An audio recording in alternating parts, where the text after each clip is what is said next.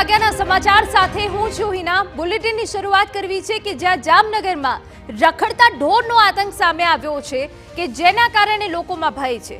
જામનગરનો રૂવાટા ઊભા કરી દેતો વિડીયો સામે આવ્યો છે। હરિયા સ્કૂલ પાસે રખડતા ઢોરે વૃદ્ધાને હવામાં ઉછાળ્યા। ગંભીર રીતે ઘાયલ થયેલા વૃદ્ધાનું સારવાર દરમિયાન મોત થયું હોવાની વિગતો છે।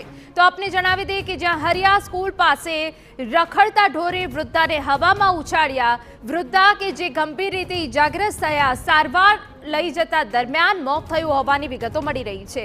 જામનગરમાં કોઈ પહેલી ઘટના આવી નથી બની। વારંવાર રખડતા ઢોરનો આતંક સામે આવી રહ્યો છે। તંત્ર જ્યારે આંખ આડા કાન કરી રહ્યો હોય તે પ્રકારનો ઘાટ સર્જાય છે।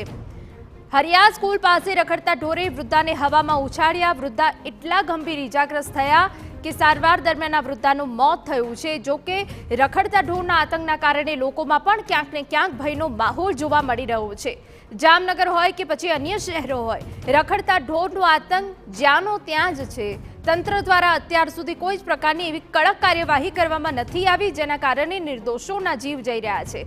વધુ એક ઘટના જે જામનગરમાં બની છે, આપને જણાવી દઈએ કે હરિયા સ્કૂલ પાસે રખડતા ઢોરે વૃદ્ધાને હવામાં ઉછાળ્યા।